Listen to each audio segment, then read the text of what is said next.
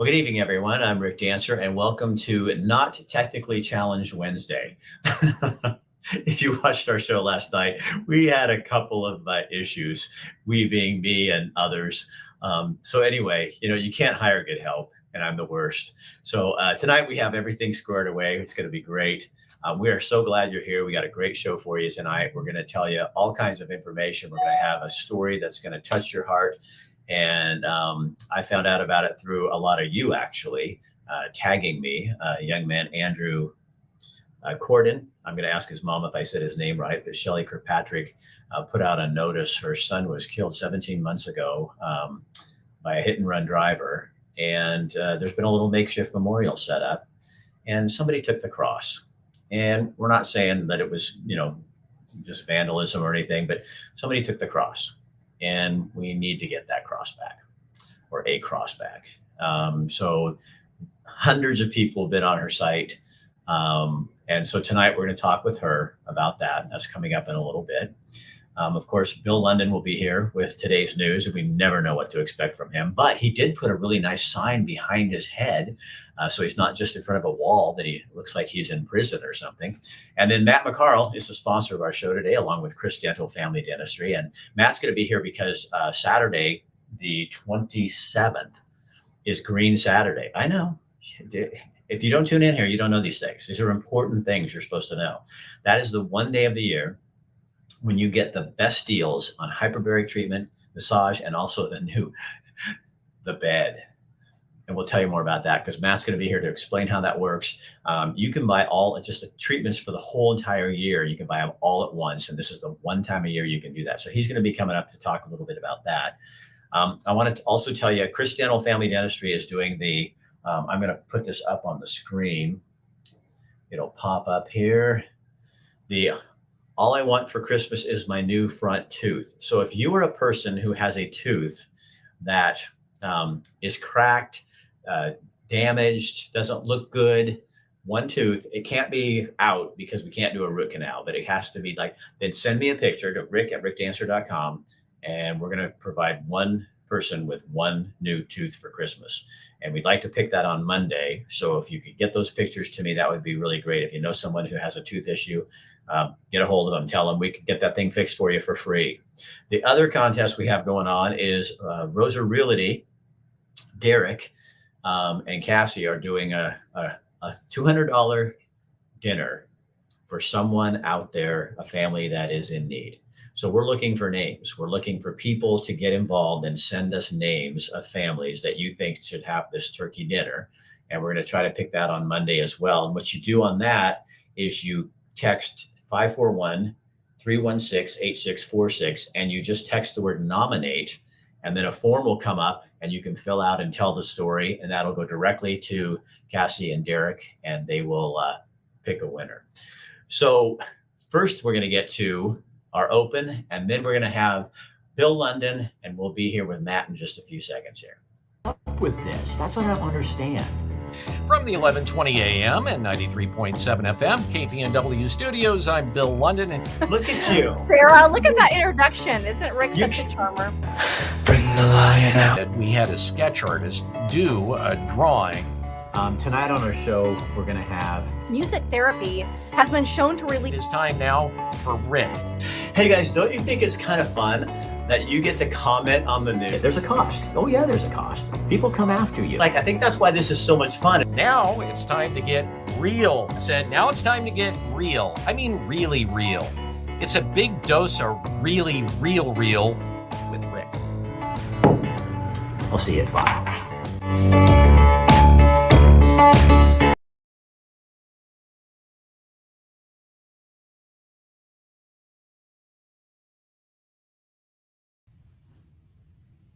Good evening from the News Radio 1120 AM and 93.7 FM KPNW studios. I'm Bill London, but you can just call me Gunter. All right, here's a look at some of the stories we're following tonight. Oregon lawmakers are moving forward to try and release another group of prisoners in Oregon. It's legislation that would vacate convictions for hundreds of people currently serving prison sentences if they can prove they were convicted by a non-unanimous jury. Members of the Senate Judiciary Committee, led by Eugene Senator Floyd Przonski, heard details about a measure that's still in its early stages, but appears likely to become a bill that will be introduced during the coming legislative session in February. Under the bill, defendants able to prove through court transcripts or recordings that a non-unanimous jury convicted them would get a year to apply for post-conviction relief. And if that's granted, the defendant's non-unanimous conviction would be overturned and sent back to the local district attorney's office for prosecutors to consider whether to retry. Now, last year, the Supreme Court ruled in Ramos versus Louisiana that non-unanimous juries in state criminal cases were unconstitutional. And then in a separate ruling, the justices determined that while the Ramos ruling itself wasn't retroactive, states could decide to apply it to post-conviction proceedings. So after the Supreme Court ruled in Ramos, the Ramos Project, part of the Criminal Justice Reform Clinic at Lewis and Clark Law School, sent notices about potential conviction relief to all the state's prisons and its prisoners. And at that time, 500 people petitioned the state for post-conviction relief. That, according to Lainey Elizor, a staff attorney of the Ramos Project, who testified to lawmakers. Still, the Oregon Department of Justice's legislative director, Kimberly McCullough, said that until there's a final bill, it's hard to estimate the total number of defendants eligible. The Oregon District Attorneys Association also testified and noted the impact revisiting old cases can have on victims. Scott Healy, the first assistant in the Clackamas County DA's office, told the committee that determining whether to retry a case takes lots of resources, especially after evidence gets old with time or witnesses and victims have moved on. He said, our resources are already stretched thin because of the pandemic backlog. A philanthropist filed a petition with the Oregon Secretary of State's office on a law that would decriminalize sex work in Oregon. Chief Petitioner Aaron Boonshoft filed the Sex Worker Rights Act Tuesday. Organizers say the Sex Workers Rights Act will end criminal penalties for those participating in consensual sex work, add health and safety protections, and maintain laws against human trafficking. Well, after another lengthy discussion, the Portland Public School Board opted to delay an official decision on a potential coronavirus vaccine mandate for students. There was agreement from the board members it's just not the right time to implement a mandate. According to the Oregon Health Authority, about 60% of middle and high school students are vaccinated against COVID-19. So part of the board's logic was there would be too many unvaccinated students who would simply opt out of the mandate for it to be effective. Others say they just want families to decide for themselves. Well, as Tina Kotek, the current Oregon Speaker of the House, pursues the governorship next year, she will soon give up her gavel. And now one of the people hoping to make the powerful position her own says Kotek has backed out of a deal to help her become the successor.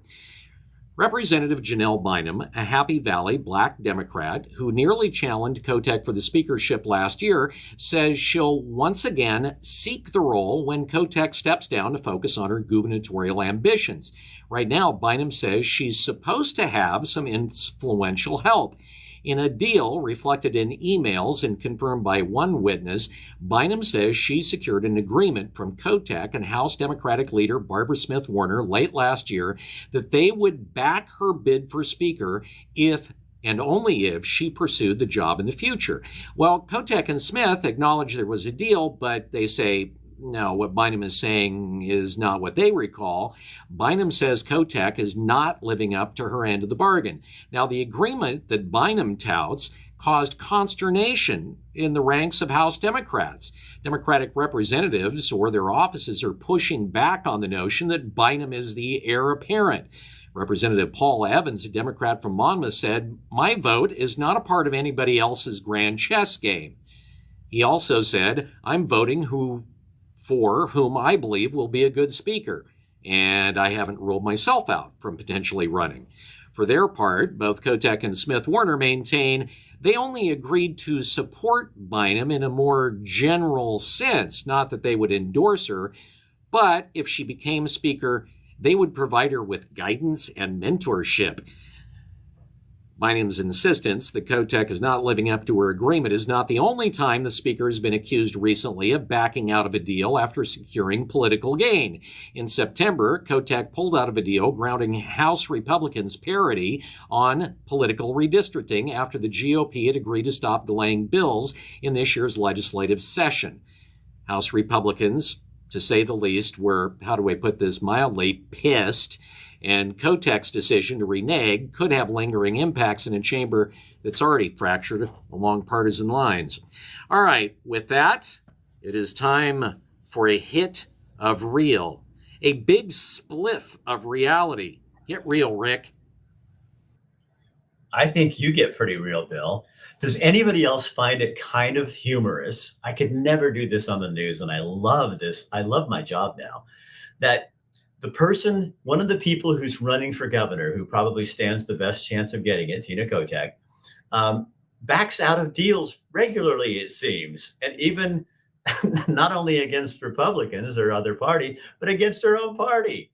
And watch, people in Oregon will vote for her. And we wonder how we get what we get. I hope people remember this. You need to remember the things that you hear now when your ballot comes in the mail. Matt, it's just insanity. Oh, so much insanity. I love how Bill goes in and he really, he gets these stories that nobody else is talking about and digs around in there. And we need to hear that stuff. So how are you doing? Good. It's a busy running time. to the end of the year. Running. It's busy for you, isn't it? Yeah. Hey, we're super busy over here seeing people. I have a question. Where did I put it? Dang it. Pulmonary fibrosis. I read that article you put on Facebook. So hyperbarics, what are they thinking? So hyperbarics helps with scar tissue. And fibrosis of pulmonary area, the lungs and stuff, is really just the scar tissue in the lungs. So helping produce the collagen, breaking down the scarring, helps people breathe easier. Wow, that's cool. Doing hyperbarics as long as I have, I've seen a lot of my scars fade out and get smoother. Last year I had a spot on my arm where they removed a brown spot. You can't even. Yeah, I've forgotten where it was. So if you're not on Matt's page, you should go to New Leaf Hyperbarics and Wellness and like the Facebook page, because Matt puts out regular articles and on different things and on health wise and how hyperbarics is changing and what people around the world are talking about, not just here in Eugene, Oregon. And I like that because I saw that come by my desk and I went, because of everything that's going on around. I thought that's a great article. So Matt, tell me, the 27th is a big green day. And so kind of tell me how it works, okay? What we call that Green Saturday. So I give my staff Thanksgiving and the day off. So we're not doing Black Friday, anything like that, or Green Friday. I let the team rest up for a couple of days, have time with their family, and then we're here bright and early Saturday morning for Green Saturday. That is our biggest and day of the year where we offer everybody the lowest price point of the year on hyperbaric therapy, where folks can fill their account for the year if they want. We have folks that they know how often they come in throughout the year, and they'll just buy enough to be able to come in every other week, every week, what they need for the year, because they want to get their best price to get the healing they need and not break their pocketbook at the same time. So it's not just for hyperbarics, which is $65 a treatment. It's also for massage, which is $65, which is a good price for a massage, I'll tell you. Mm-hmm. And then $35 for one of my favorites. What do you call that again? I just call it love. Right. It's called a power bed. So it's red, blue, and infrared light therapy in what looks like a tanning bed, but there's hundreds of little LED lights in there, and they're either red, blue, or infrared light coming out of them. And depending on one of the 8 modes we use is what it'll do for the body. Everything from, we have a pain mode, a recovery mode for post workouts or post surgery, a relaxation mode, an energy mode, a chi mode, a body balance mode. It's got all kinds of things. My two favorites are the recovery, because as you know, Rick, I work out, do the P90X stuff a lot, just like you. And then I'm a volunteer fireman, so there's nights where I'm maybe get 2-3 hours of sleep because I'm up running calls a lot. And so instead of drinking a pot of coffee the next morning to stay awake all day, I just come in and take a 20-minute session under the blue and red light in the power bed, and I'm good to go all day. Robin, I'll tell you, you have to try this, because I did the recovery one with Matt. Well, not together, because you can't fit two people in the bed. But I got in that thing and I came out of there, and it's only like 20 minutes, right? I mean, it's not like a long time. And I came out of there and I didn't hurt. And I have, I normally have like hamstring pain from running, and I did not hurt. It was awesome. And Matt does it because he owns the place. So he's a spoiled brat. So he does that all the time at work. And then he has a hyperbaric chamber at home for he and Cece and the family. So yeah, but it's really great. And if you guys have never done hyperbarics, I mean, it's a great experience, but it's good for you. And we already had somebody on here. Sheila said she did 120 hyperbarics for cancer after radiation. Yeah. And it really helped. And so this is for everything from autism to traffic accidents, brain injuries, COVID, slowness after COVID, that fog people get. You've seen results with all those people. Yeah. A lot of the post-COVID folks, we're getting more and more of those folks that are calling or coming in. They've had it, whether it was really severe or maybe not quite so severe, but they've just got this lingering issue, whether that's a little bit of brain fog or it's somebody that had it really bad where they can't walk across their living room because they can't get their breath. Their doctor's telling them they're going to be on a concentrator, one of those backpack things for the rest of their life, possibly. And they'll come in and do treatments and they'll get better. Which is very cool. So how much is the light bed? That's on the special, is it $35? It's $35. Okay. So your first time on the light bed is only $29. We have, specials for folks that haven't been in. They can get their first hyperbaric air massage for $49. We got some intro packages that get you really great deals. Then after all the introductory stuff, if you buy a hyperbarics, it's $110. Massages are usually $80, buying them one at a time. And then the power bed's usually $55, buying them one at a time.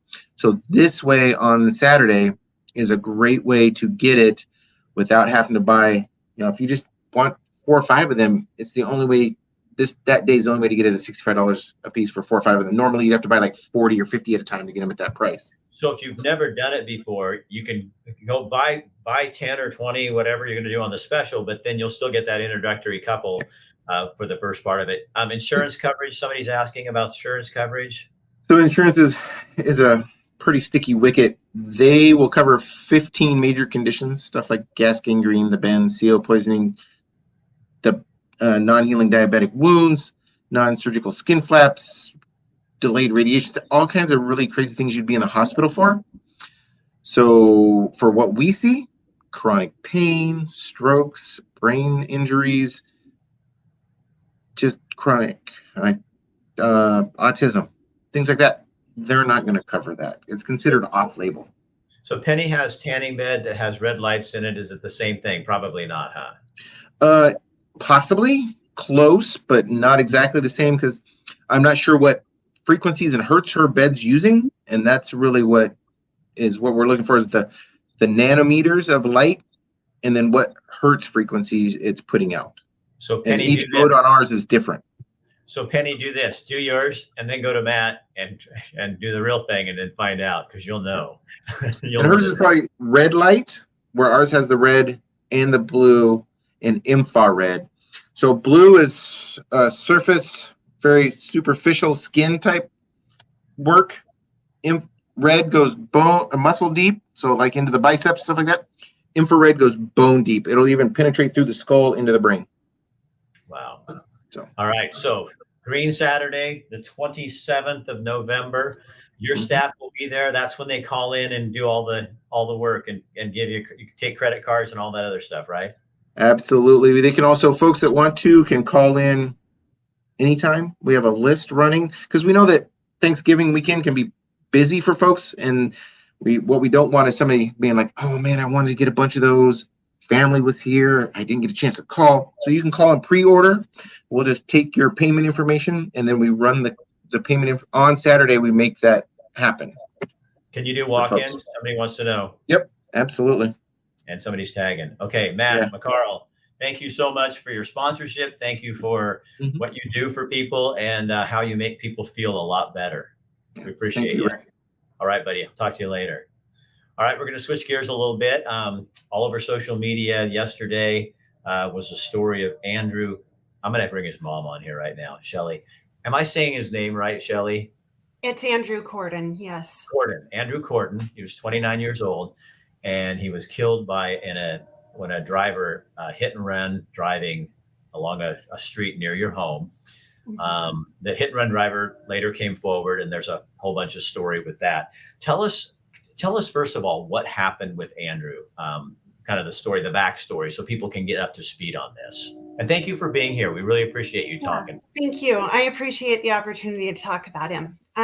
Andrew struggled with addiction most of his adult life. And he came home sober in December 2019.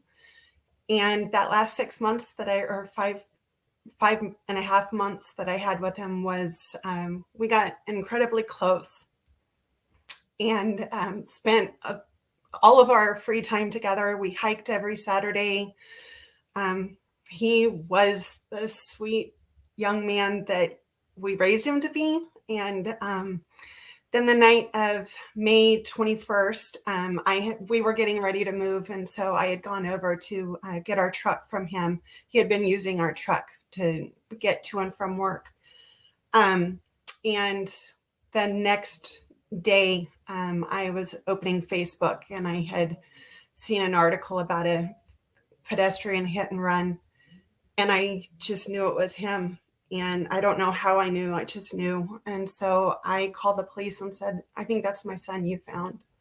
And they confirmed. Oh, Rick, you're muted. My train went by, and so I shut the mic off, and then I forgot. So did they describe him, or did you just knew in your heart? I knew. Yeah, there was no description in the article.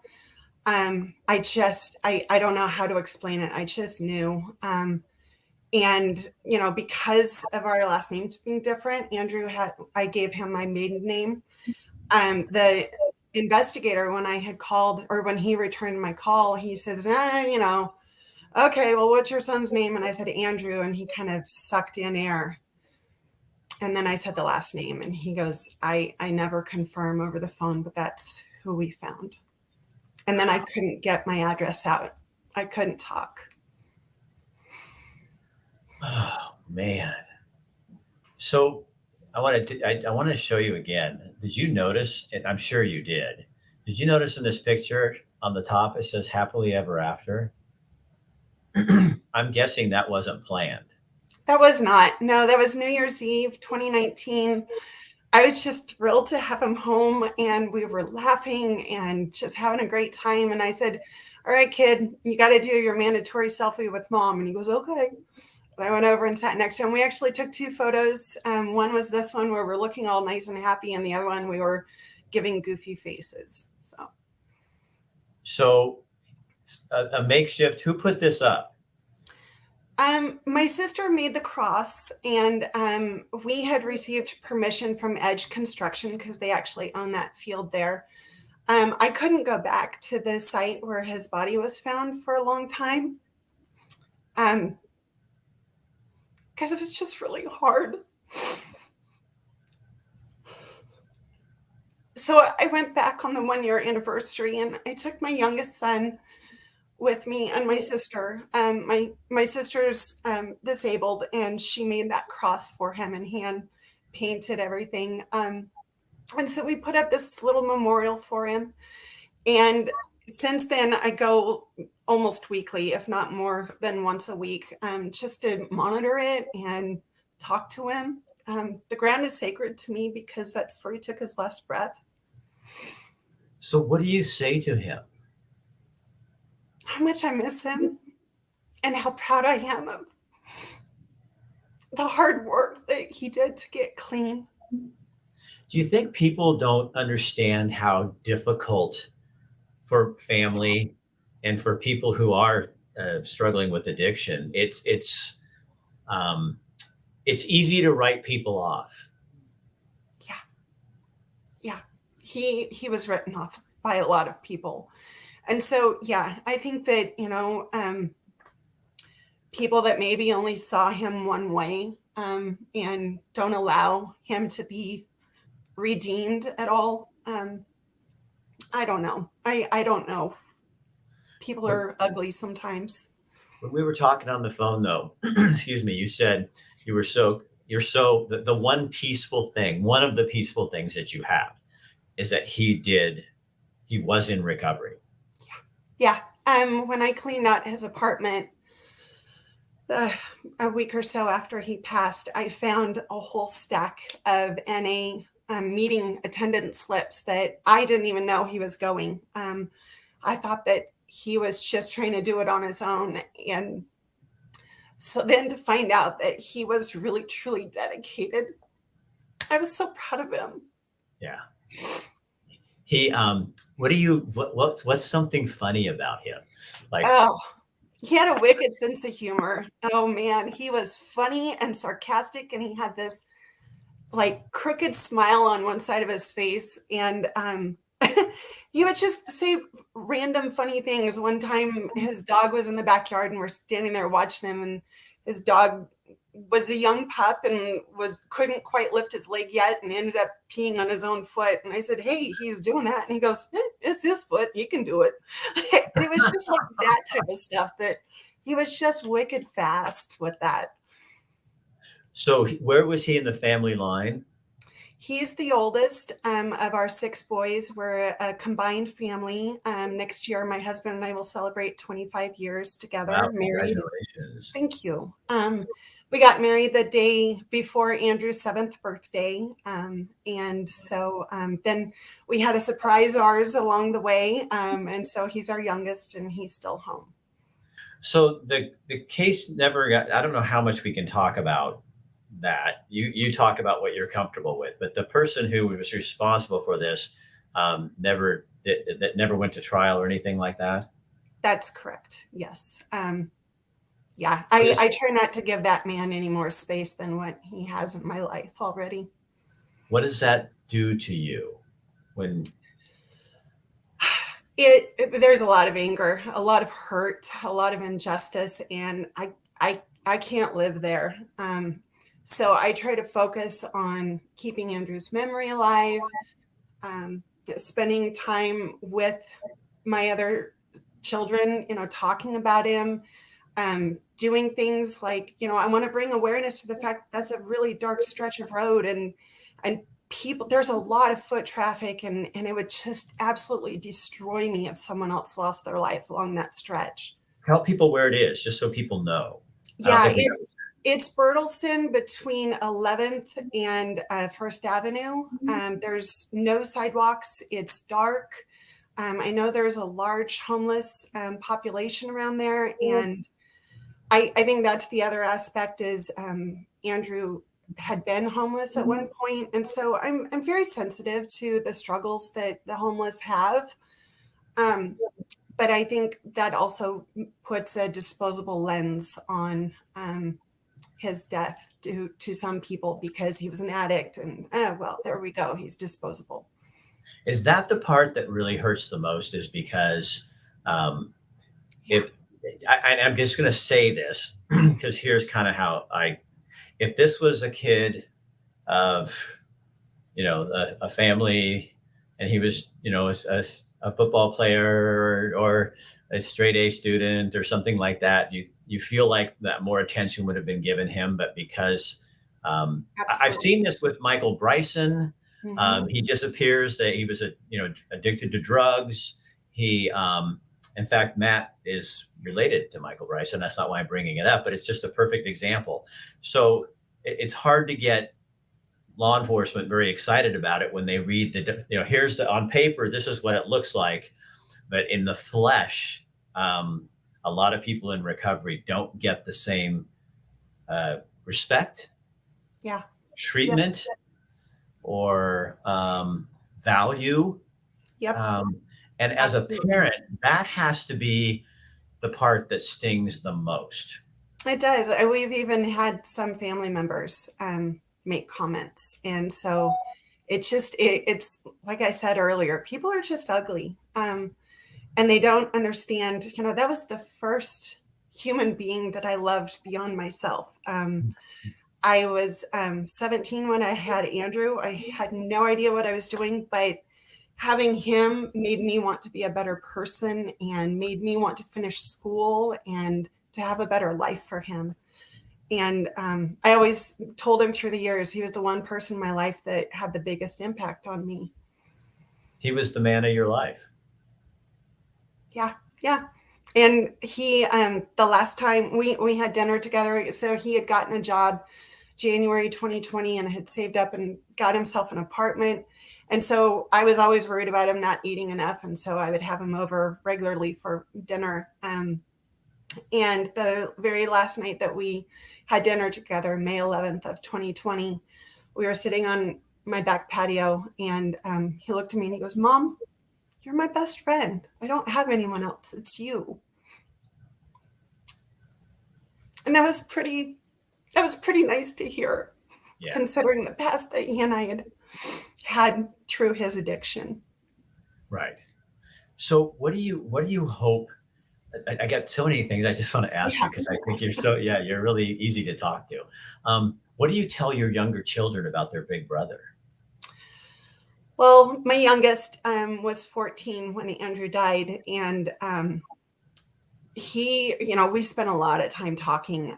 He actually he couldn't go to that site either. It was the 1-year anniversary of Andrew's passing that he wanted to go to help put up that memorial. And so hearing him process through, because I gave him the details of where he had been hit and where he landed and the distance and all of that, and hearing him process through that for the first time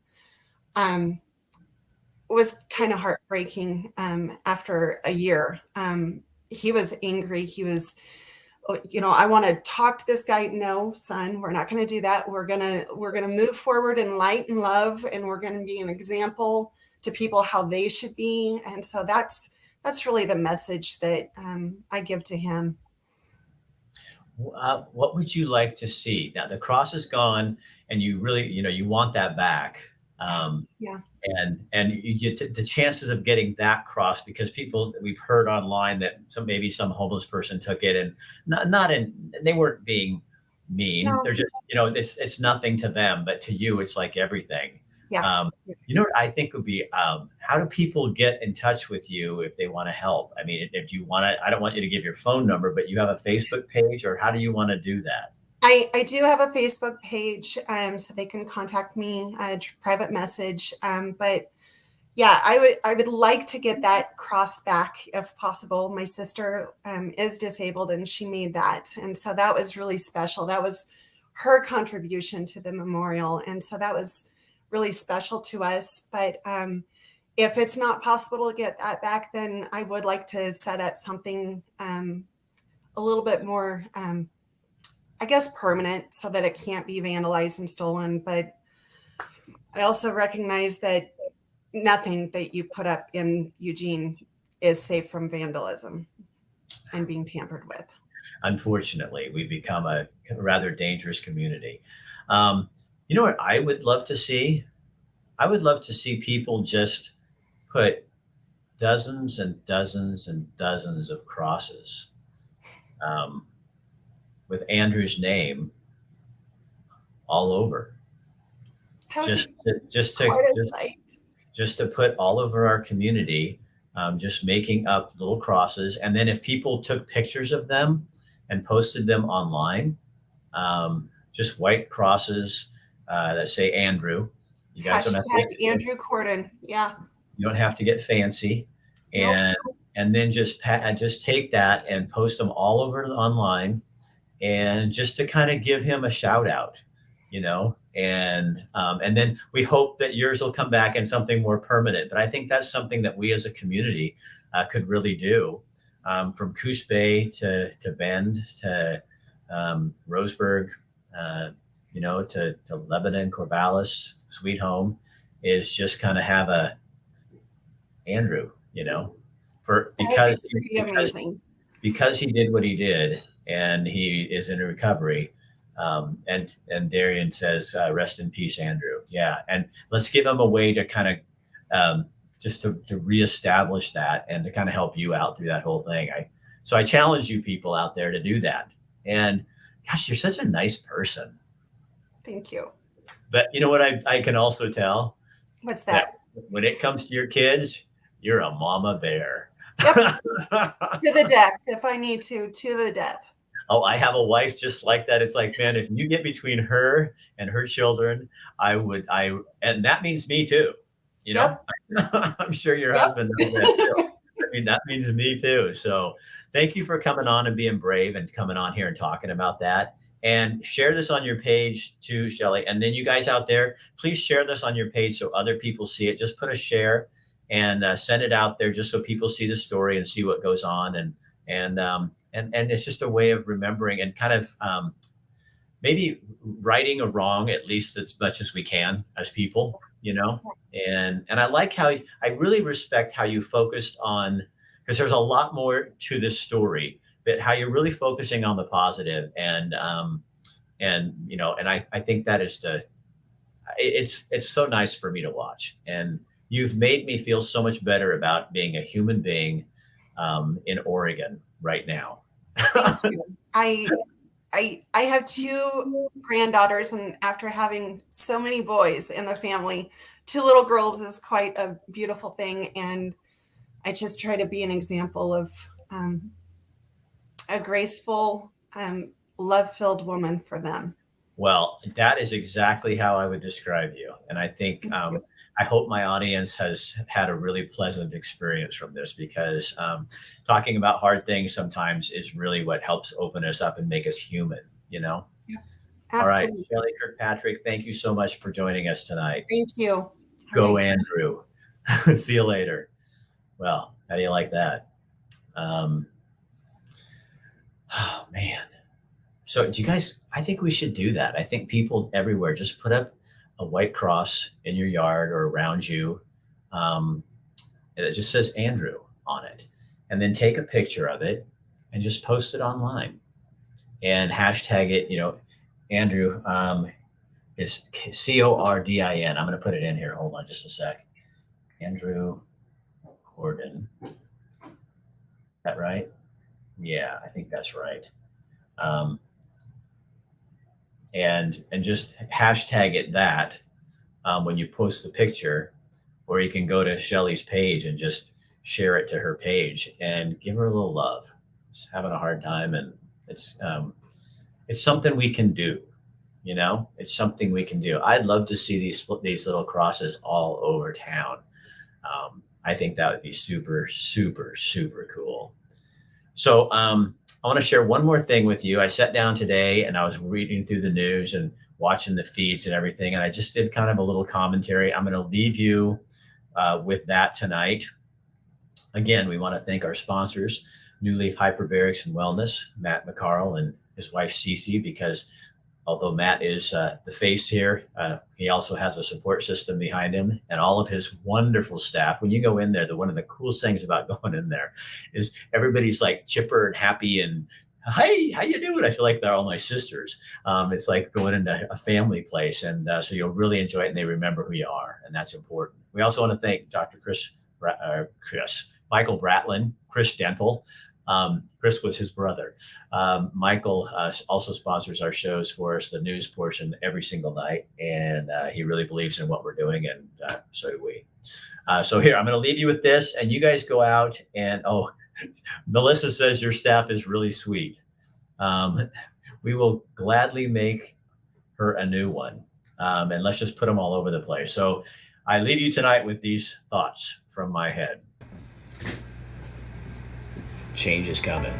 Can you feel it? Yeah, something is different. People might my Facebook page is buzzing off the hook with people commenting, watching as hypocrisy is called out, as leaders' lies are being called what they are, lies, as people start seeing the inconsistencies and starting to ask questions. It's almost as though culture had a dimmer switch on us and was holding it right here. And finally, we're starting to inch it up just a little bit and go, wait a minute, that didn't make sense. Even the courts are starting to rule and say, you're taking this too far. And hopefully the pendulum is starting to swing the other direction. There it goes again. All kinds of news out there today. And I'm excited because I think it's about time that people start paying attention. All of us. I hope what we're learning is that you can't live in a bubble, and you can't trust other people to tell you what to think. We've done that for decades, and now we're in this hole. So it's time to crawl out of the hole, call out our leaders who are lying to us, call out their inconsistencies. Remember when we vote that it does matter. Don't just pick a party, you pick a person. And remember, I think one of the biggest downfalls of the voting public is how easily we forget, how easily we forgive, how easily we allow people to lie, how easily that we vote for someone and then we just go off and live our own lives and we don't keep those people accountable. I hope going into the next phase of whatever this is we're doing, that as Americans, we will value our freedom more. Not just with COVID, our freedom to make our own decisions and choices. And I am so excited to see people finally standing up and fighting back, because that's what we have to do. If we continue on the path we're on right now, they're going to take us down with them. And I don't plan to go down. So, congratulations. I think we're making a teeny bit of headway, but just a teeny bit. We got to keep moving. I'm Rick Dancer. Have a good day.